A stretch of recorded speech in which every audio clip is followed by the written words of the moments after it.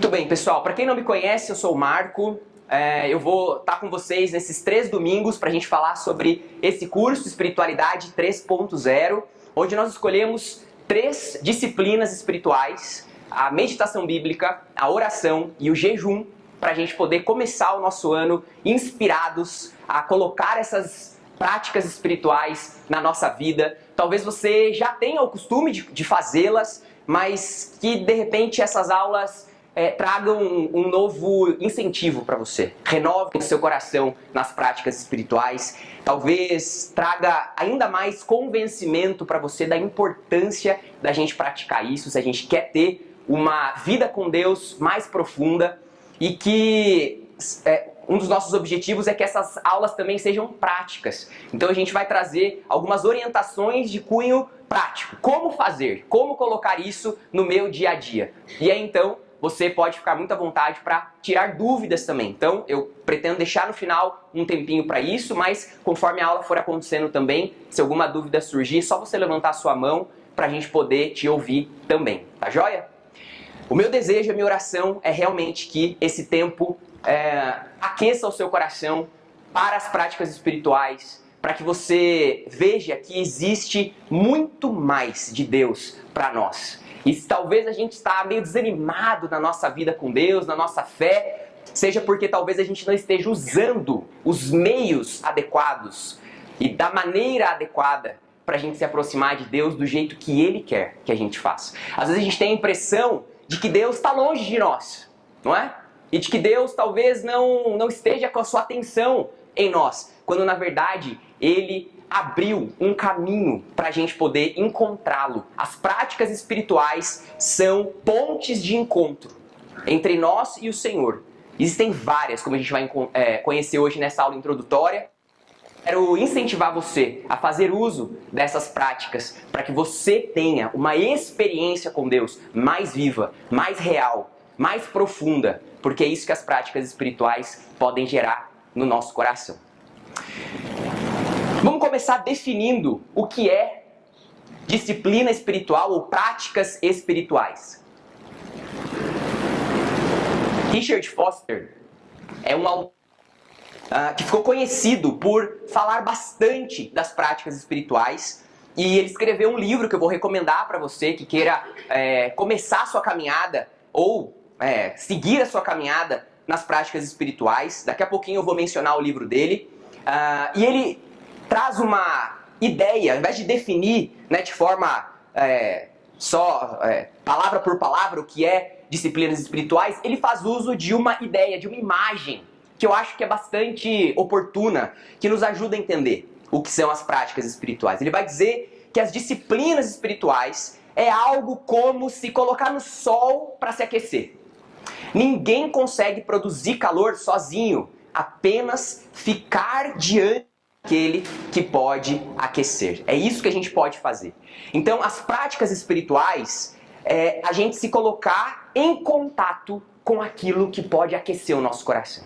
Aquilo que pode avivar a nossa alma diante de Deus. As práticas espirituais nos colocam em contato com Deus, na presença dEle. E na presença dEle nós somos aquecidos. Então não é um trabalho que a gente produz fogo, que a gente produz calor, que a gente produz essa vitalidade espiritual, porque a gente não consegue produzir isso. Mas estando no ambiente certo, isso vai acontecer no nosso coração. É assim como uma semente e uma plantinha, ela não tem capacidade de crescer sozinha, mas ela estando no ambiente correto, ela cresce. Ela cresce com saúde, ela cresce com vigor. E talvez você esteja nesse dilema. Puxa vida, eu já conheço a Jesus, eu já nasci de novo, mas eu não sinto a minha fé forte. Eu não sinto a minha espiritualidade vibrante, eu não sinto que eu tenho uma comunhão com Deus numa intimidade que eu gostaria de ter. A culpa não é de Deus, também não é você que não está se esforçando o suficiente, é uma questão de ambiente. É uma questão de se colocar no lugar certo para receber a nutrição que Deus tem para nós. Você não é capaz de produzir vitalidade espiritual. Eu não sou capaz de produzir vitalidade espiritual. Mas os meios que Deus nos oferece eles são o ambiente para a gente poder experimentar isso. A gente vai ser aquecido por Deus conforme a gente usa as práticas espirituais.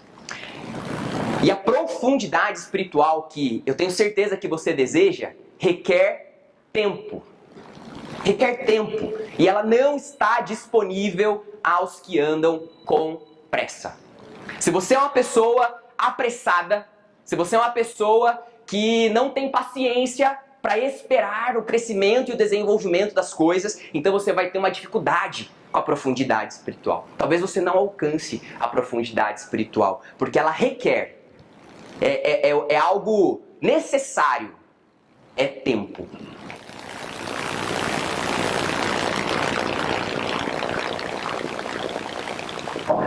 Que você deseja.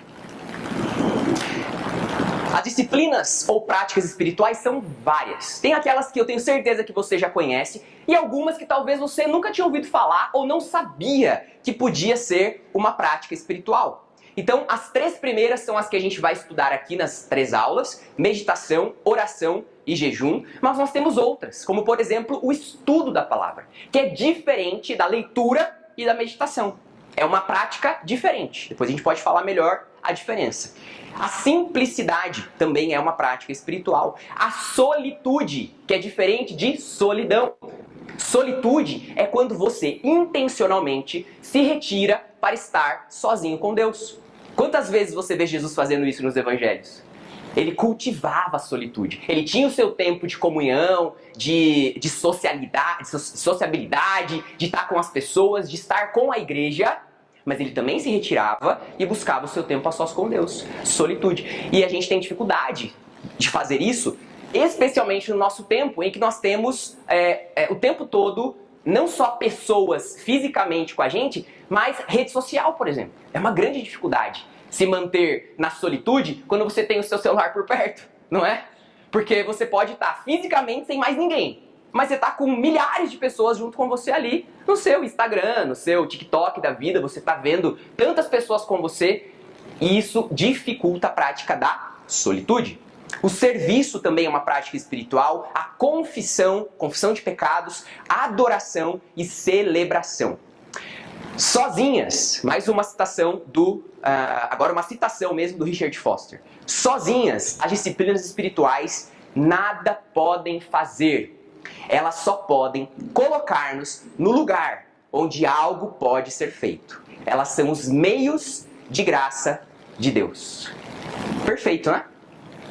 A prática em si, ela não produz, mas ela nos coloca no ambiente. E é esse ambiente da presença de Deus que sim produz em nós essa vitalidade e essa profundidade que a gente almeja ter com o Senhor. O livro que eu estou me referindo é esse livro aqui, Celebração da Disciplina, Richard Foster. Eu tenho a primeira edição dele, que é bem diferente, é pequenininho e vermelho, e tá bem gasto. Mas essa é a versão que eu acho que é a edição atual que você encontra aí na internet para adquirir, tá? E nesse livro, o Richard Foster vai disciplina por disciplina, cada uma dessas e mais, tem mais algumas ainda. Eu acho que eu pus 10 e ele tem 12 no livro, alguma coisa assim. Ele separa por categorias, é um livro muito bem organizado, muito prático. Eu gosto desse livro porque ele é prático, ele dá algumas ideias. Como você tem orado? E ele dá umas ideias de um jeito diferente de orar, sabe? Para você ter uma experiência diferente com oração.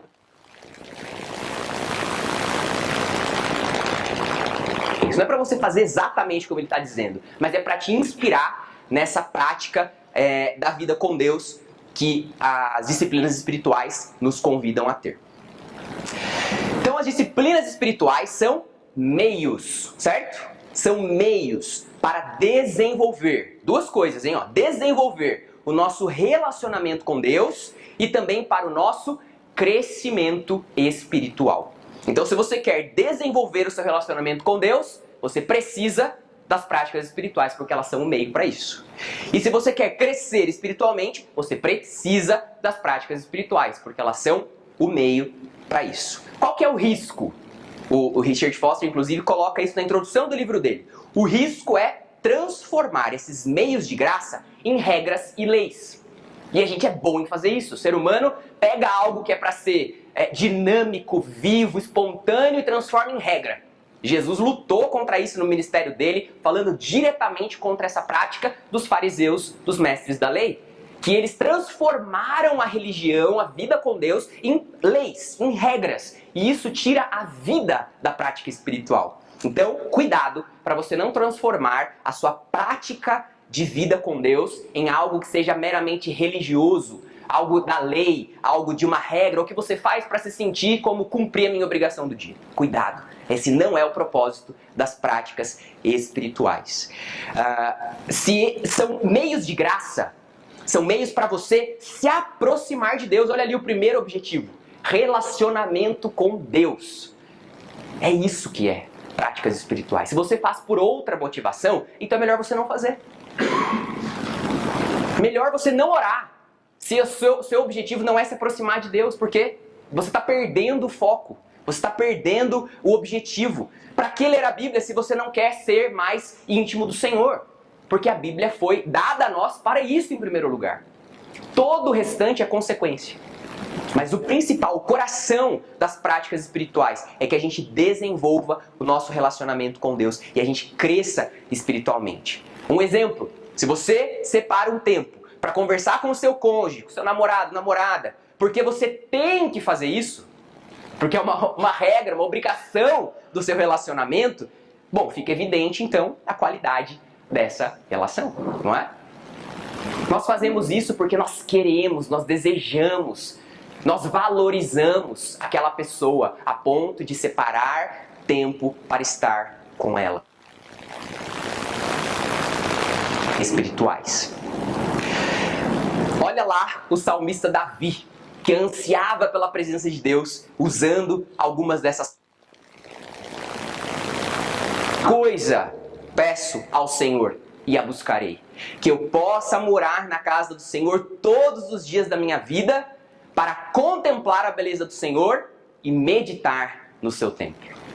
O desejo do coração de Davi deve ser o nosso, que é, em primeiro lugar, se a gente pudesse pedir só uma coisa para o Senhor, que a gente pedisse: eu quero conhecer, eu quero buscar, eu quero estar em contato com o Senhor, quero poder contemplar a sua beleza, meditar nesse ambiente espiritual que ele, naquele momento, era o templo, tá?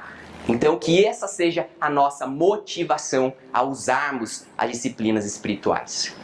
E hoje, nessa primeira aula, nós vamos falar especificamente da meditação bíblica. E eu já adianto que meditação bíblica é diferente de leitura bíblica.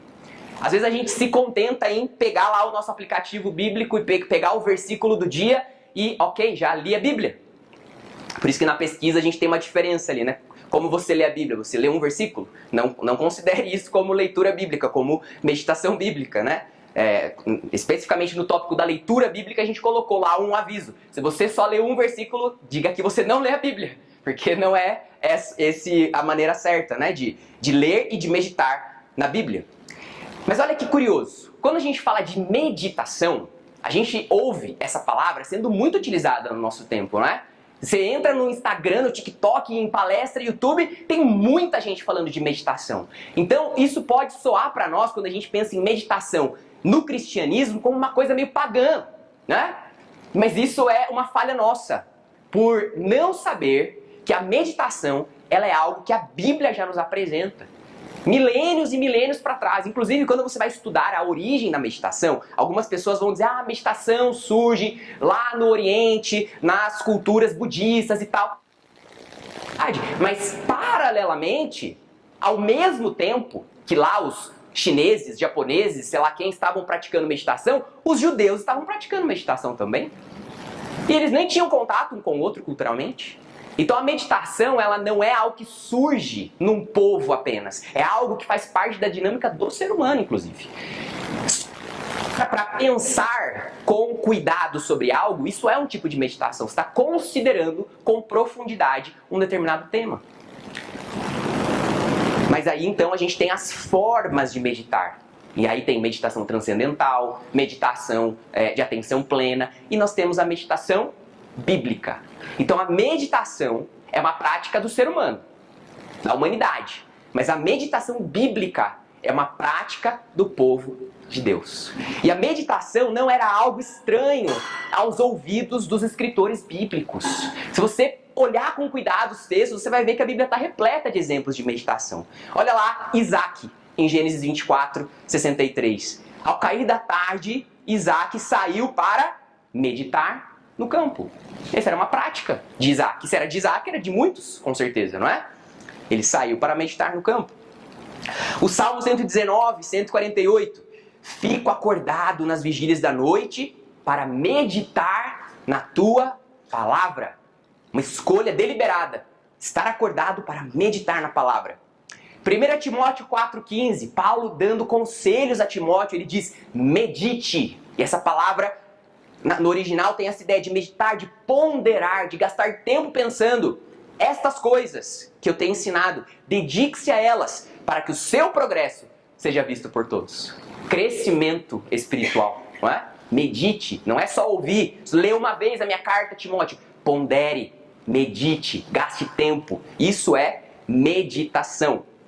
E aí eu vou trazer agora algumas citações de pessoas da antiguidade, né, de alguns séculos para trás, que foram chamados, considerados puritanos. Talvez você já deva ter ouvido falar desse grupo de cristãos que buscava com intensidade a pureza de Deus, né, espiritual, por isso puritanos, e que tinham então, obviamente, a palavra de Deus em autoestima.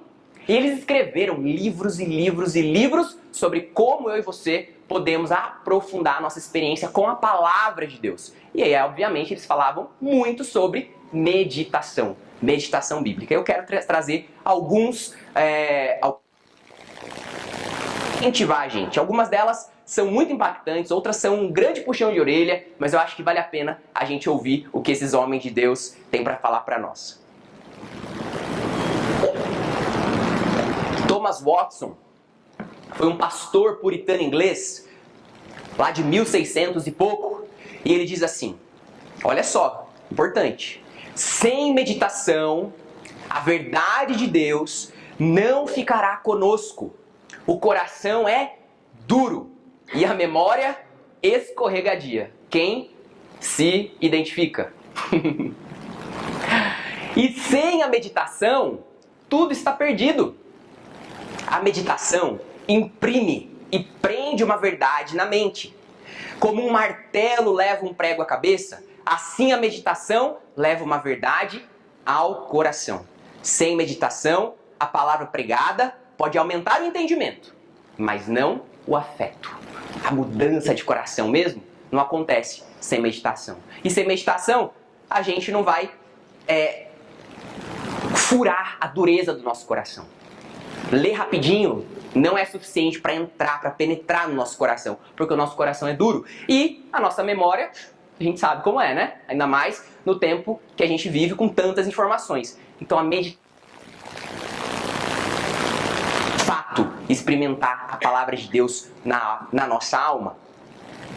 O mesmo autor, Thomas Watson, né, o pastor puritano, ele diz assim, olha, o diabo, uma consequência, né? O diabo então é inimigo da meditação.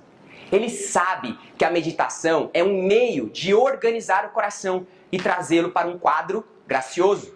Satanás está contente que vocês sejam cristãos, que ouvem e oram.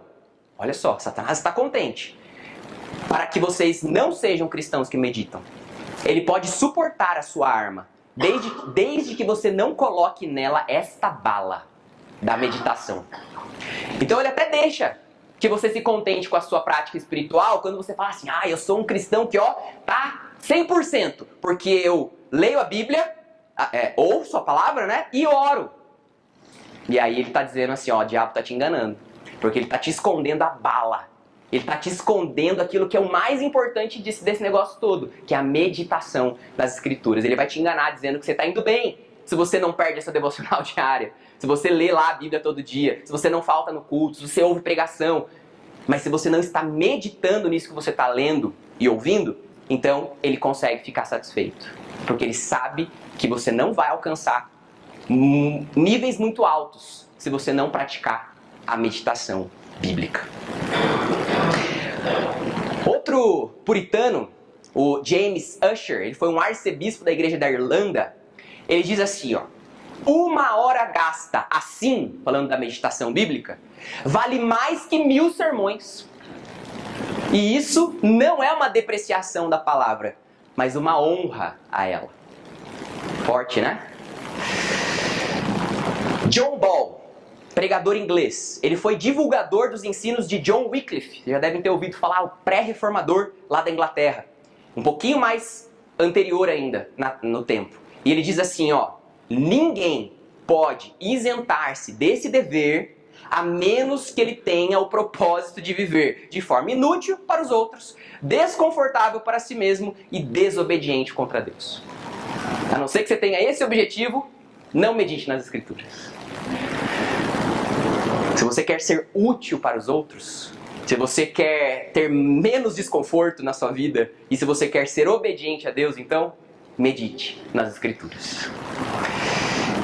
Agora vamos para a prática. Meditação bíblica na prática. Como eu disse, meditar é um passo além da leitura. Ler e então meditar. É mastigar, considerar, saborear, expor-se a esse conteúdo. Mas primeiro tem que ler. Então a gente tem que dar um passo atrás. Antes de meditar, como eu leio a Bíblia? Para que eu possa meditar, será que eu estou lendo de uma forma que eu consigo absorver o seu conteúdo? Será que eu consigo discernir naquele texto, seja uma história, seja uma profecia, seja uma carta, um texto de qualquer natureza na Bíblia? Será que eu estou conseguindo absorver o seu ensino de forma que então eu possa dar o segundo passo, que é meditar nele? Porque se eu estou lendo, mas eu não sei bem o que procurar quando eu leio, eu já não consigo meditar. Então eu quero te dar uma direção prática de como você pode ler a Bíblia usando 5 perguntas e através dessas 5 perguntas você tirar do texto aquele alimento no qual você vai poder meditar posteriormente. Então, o que procurar ao ler um texto bíblico? 5 coisas. Um pecado, tá difícil de pessoal ler aí, né? Mas eu vou lendo para vocês. Um pecado a ser evitado, uma promessa a ser colhida, um exemplo a ser seguido e um mandamento a obedecer. E o último, um ato. Então você vai ler o texto e você vai pensar: tem aquilo que eu preciso evitar? Eu vou mudar aqui rapidinho a fonte para melhorar o pessoal que está ali atrás. De acordo, melhor.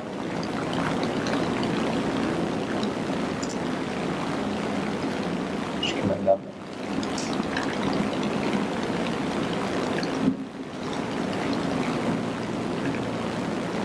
Melhorou um pouquinho? Um pecado, o pessoal gostou lá no fundo. É que eu não sabia, gente, que a gente ia ficar nessa sala, nem no... Então a gente se preparou para outra coisa, tá bom? Mas tudo bem. Bastidores. Na próxima aula vai ser melhor. Um pecado a ser evitado, uma promessa a ser colhida, um exemplo a ser seguido, um mandamento a obedecer, atributo de Deus, ou seja, algo que eu posso conhecer sobre Deus. 5 coisas que vai te ajudar a direcionar a tua atenção. Porque eu leio e o que eu estou procurando? É difícil, né? Quando você lê algo sem saber o que você está procurando. Então procura essas 5 coisas aqui. Vai te ajudar bastante para que na sequência você possa meditar nesse conteúdo, tá bom?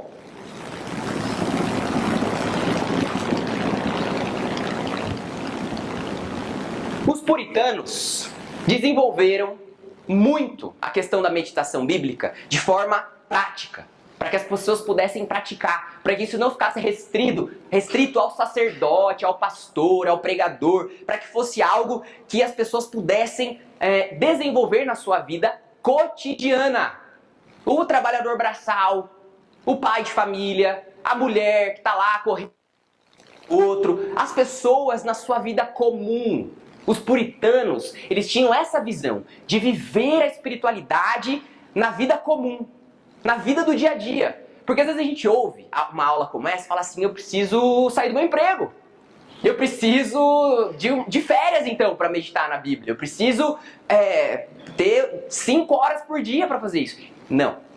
Os puritanos, eles foram muito precisos nessa questão para ajudar a gente a não achar que para a gente fazer as práticas espirituais, a gente precisa mudar radicalmente a nossa vida.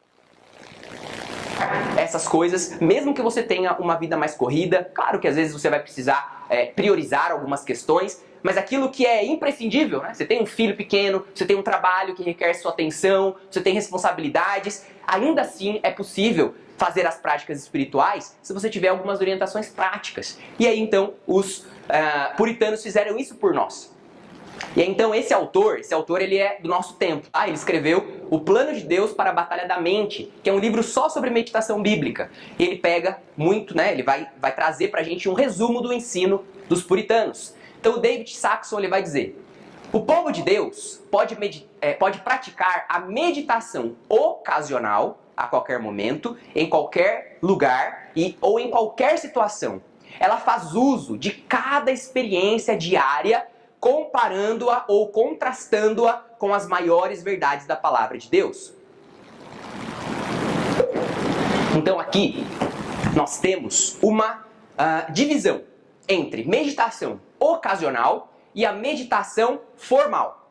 O que é a meditação ocasional? Essa que nós acabamos de ler. É aquela meditação que você pode fazer em qualquer lugar, ao longo do seu dia a dia, em qualquer situação. Você pega cada experiência diária, ou algumas experiências diárias, e contrasta com as maiores verdades da palavra de Deus. Pode parecer um pouco distante, talvez, para alguns aqui. Mas Jesus deu um exemplo muito prático para a gente, que a gente vai ver já já. Além da meditação ocasional, a gente tem a meditação formal ou meditação deliberada, também é chamada, tá? E aí eu quero pegar as palavras do Thomas Gudge, que foi um ministro presbiteriano inglês, lá também da época dos puritanos, e ele diz o seguinte, versículo 26, observem as aves do céu, que não semeiam, não colhem, nem ajuntam em celeiros. No entanto, o Pai de vocês que está no céu a sustenta. Será que vocês não valem muito mais do que as aves? Então o que ele faz? Ele convida a nossa atenção para as aves do céu. Todo dia a gente pode ver uma ave voando no céu. É só a gente prestar atenção. E naquele momento que não tinha nem carro, essas coisas, era muito mais frequente avistar as aves voando por ali. E o que ele convida então eu e você a fazer? Olha, agora que você entendeu o ensino, que é que você não precisa se preocupar com o que comer, com o que beber, com o que vestir, olha para a natureza, olha para o pássaro. E quando você vira um pássaro, ele está feliz, sorridente, cantando, e ele nem trabalha, ele nem tem um salário. Mas tudo que ele precisa, eu, como o Criador, concedo a ele. E aí a reflexão é, será que vocês não valem muito mais do que as aves? E depois ele vai convidar a gente para olhar para onde? Qual é o outro movimento de Jesus? Os lírios do campo, não é? Para que vejam a questão da vestimenta, das roupas. E ele vai dizer, se eu visto os lírios do campo de uma maneira ainda mais bela do que eu vesti Salomão, eu não vou também cuidar das suas necessidades mais primordiais? Isso é um exemplo de meditação ocasional. E sabe que se Jesus ensinou os discípulos a fazer isso, é porque ele fazia. Era tão natural para Jesus andar para lá e para cá, na vida corrida que Jesus teve, principalmente no seu ministério público. Jesus não tinha muito tempo livre, ele era uma pessoa ocupada, ele era uma pessoa que tinha bastante coisa para fazer. Ele estava com o seu coração conectado com Deus. Ele estava com o seu coração conectado nas verdades bíblicas. A palavra de Deus estava na mente de Jesus, a ponto de ele poder fazer essas conexões com coisas diárias. De olhar para o lírio do campo e pensar isso, de olhar para as aves do céu e pensar aquilo sobre Deus. Isso é meditação ocasional.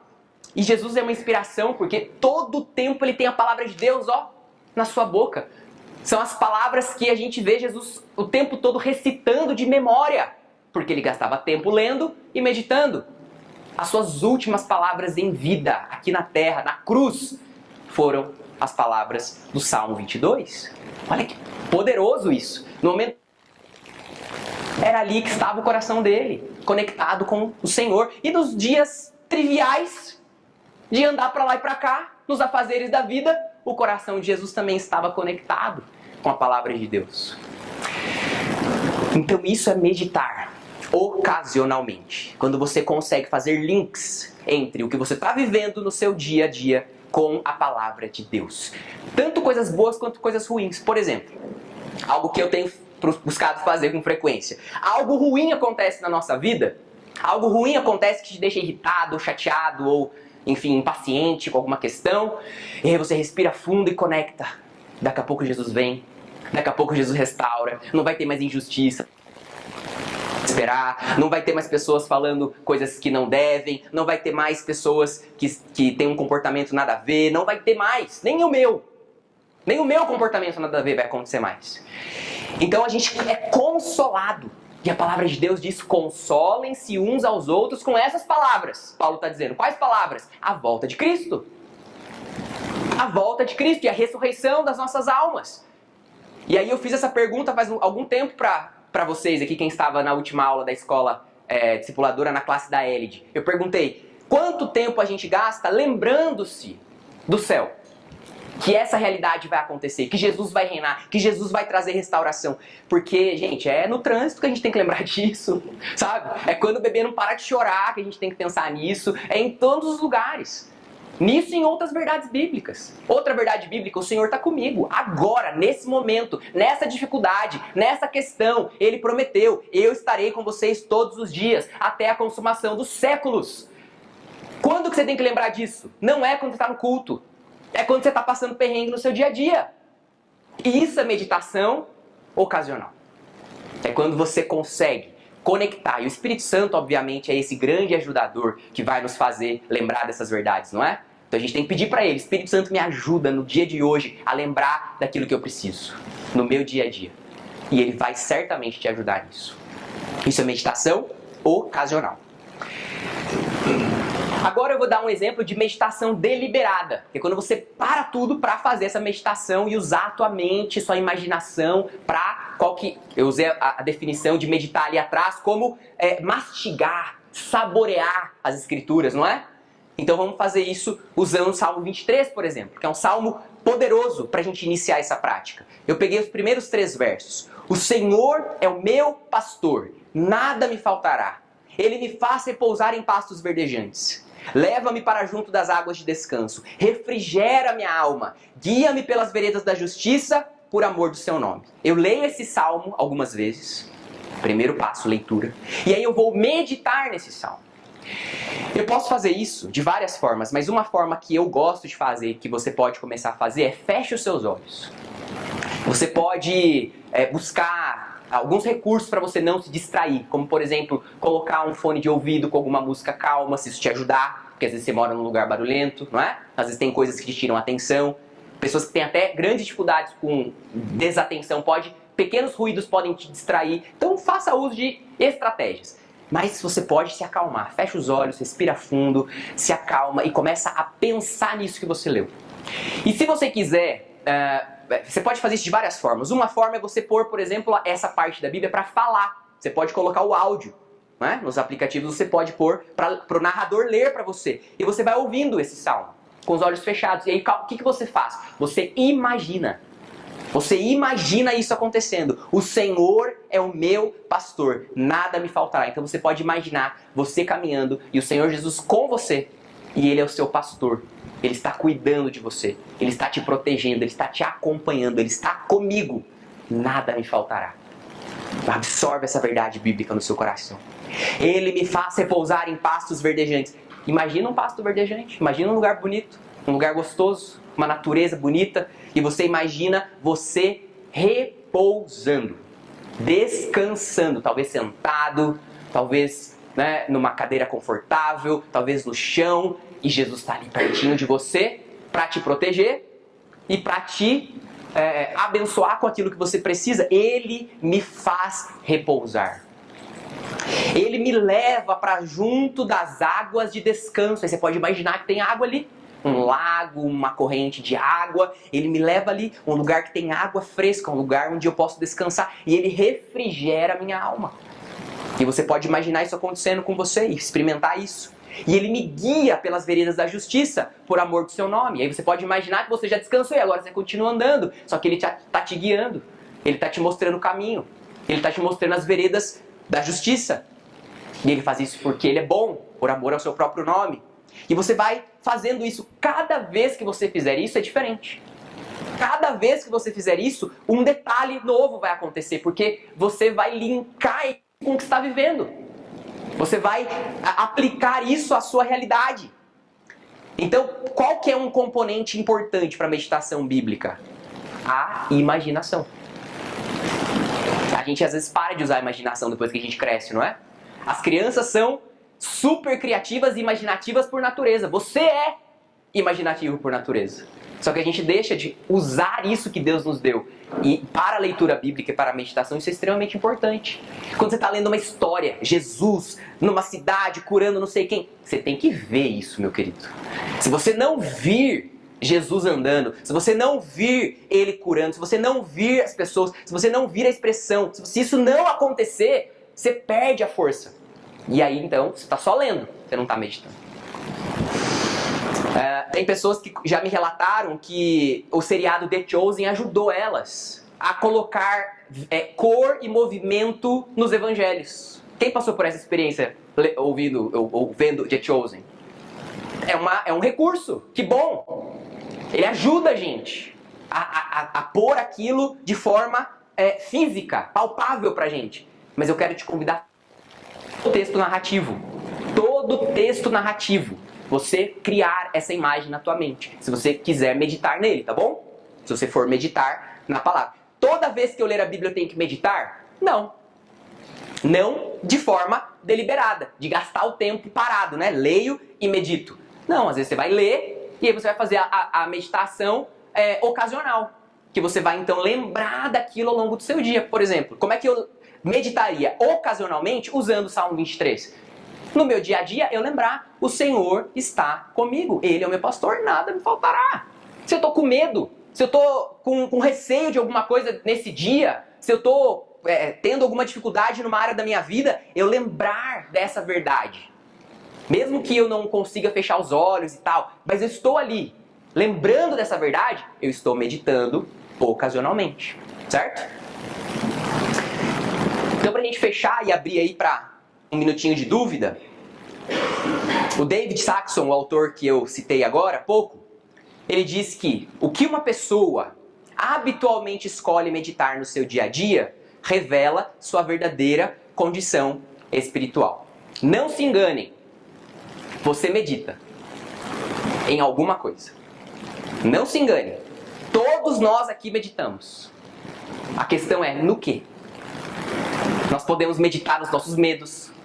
Nós podemos meditar na raiva que a gente está sentindo por alguém e remoer uma história que acabou de acontecer ou que aconteceu 10 anos atrás. Eu posso meditar na minha própria inadequação e aí eu vou ficar com medo.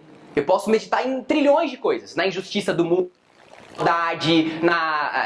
na pobreza, em coisas... Eu posso meditar em 1000 coisas. A pergunta é, o quanto isso está me ajudando a estar mais perto de Deus? E o quanto isso está me ajudando a operar no meu dia a dia?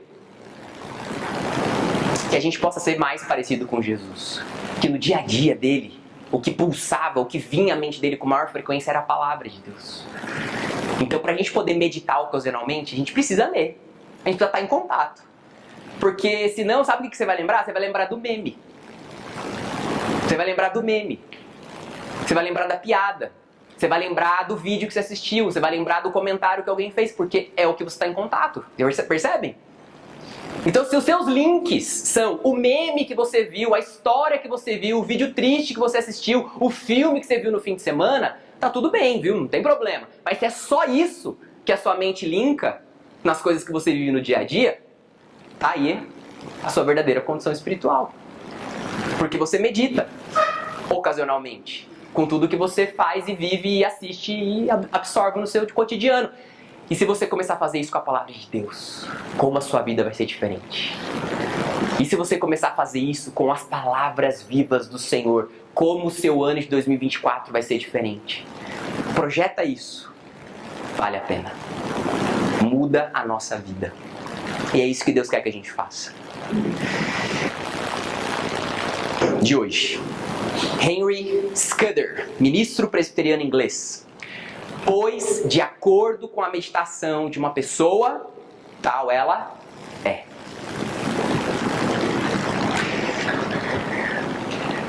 Quem precisar ir embora por algum motivo, fica à vontade. Eu terminei o conteúdo, mas eu quero dar uns minutinhos até meio-dia pra gente fazer perguntas. Se alguém tiver alguma pergunta de cunho prático, tá bom? Vamos tentar ser prático nas perguntas, porque esse é o objetivo do curso.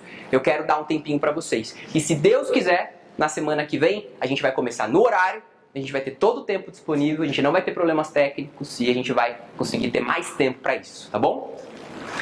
Alguém gostaria de fazer tirar uma dúvida prática com relação à meditação bíblica? Só levantar sua mão. Marquinhos, lá atrás você falou, quando você vai buscar o texto, você tem que buscar algumas coisas, né? Você elencou aqui, sim. Isso, pecado, uma delas ou todas elas?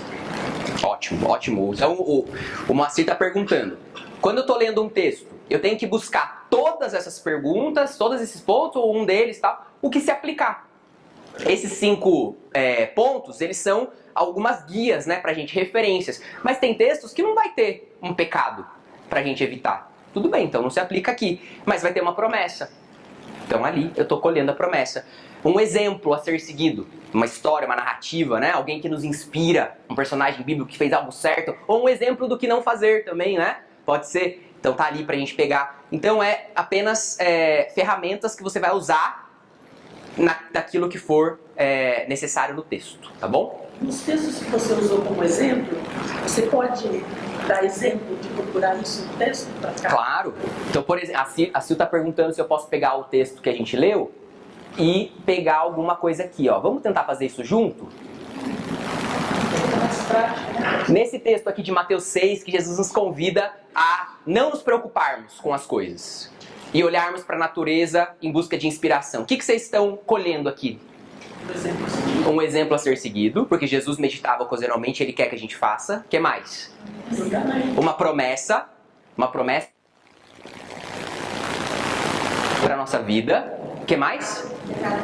Um pecado a ser evitado. Boa, ansiedade. Não se preocupem com as coisas, porque viver ansioso é pecado. Ter ansiedade ocasional é pecado? Não, é normal. Mas viver ansioso é pecado. Paulo falou lá. Não andem ansiosos por coisa alguma.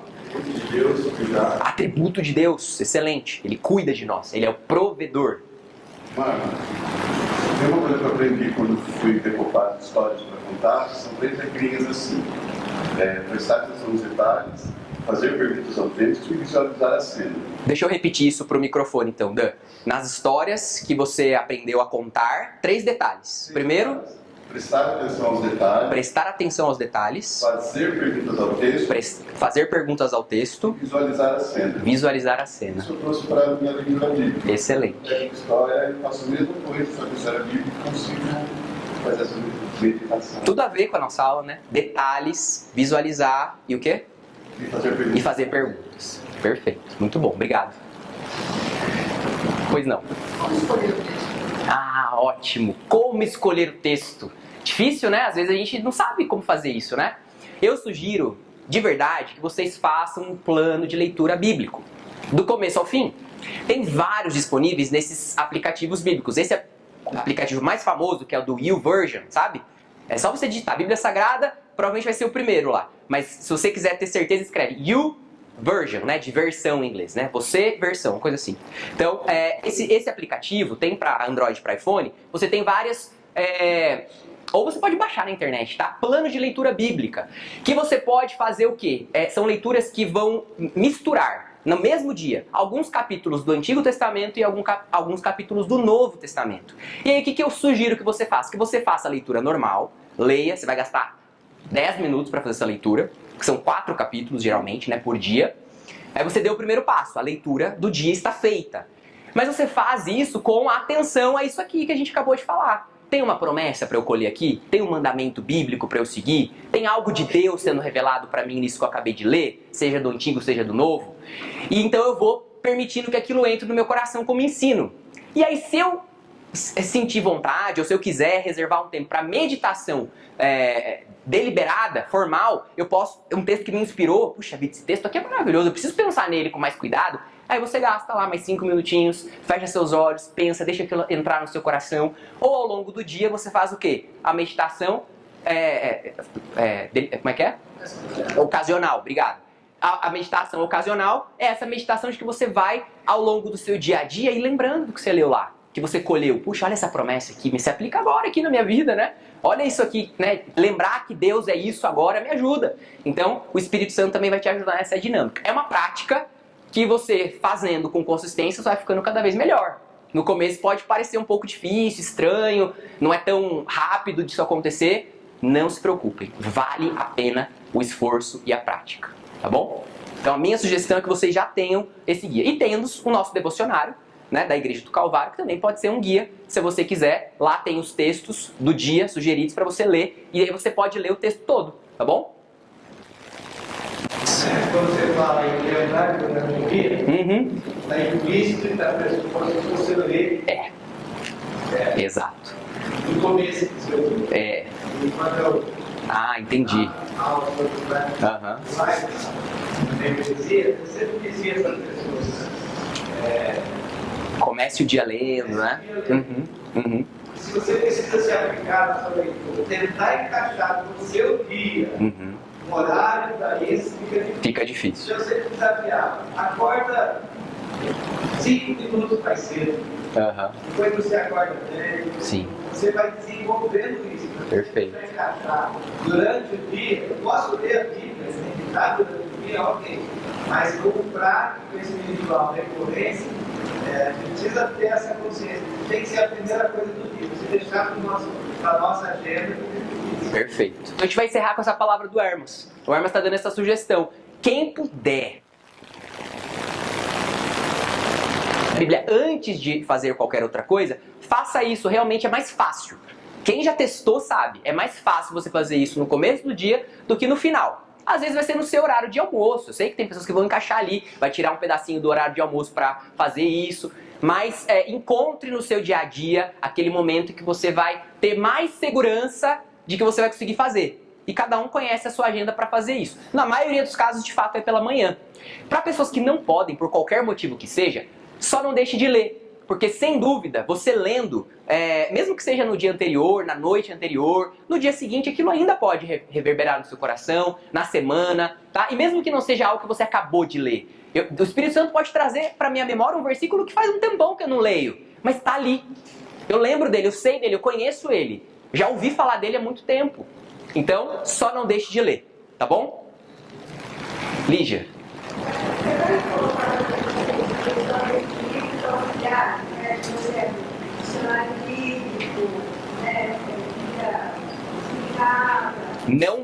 Não tinha a pretensão de fazer isso, tá, Lígia? Mas posso pensar em trazer alguma coisa pra vocês.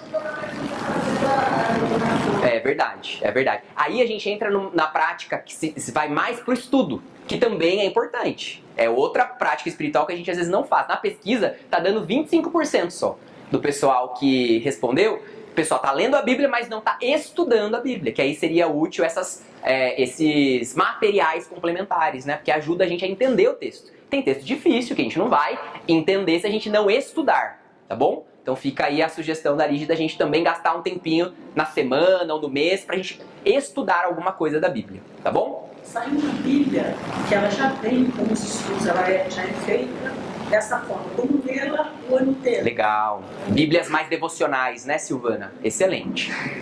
Gente, nós vamos terminar então. Deus abençoe vocês. Uma semana abençoada. Obrigado pela paciência com o atraso. Semana que vem vai ser melhor, tá bom? Deus abençoe.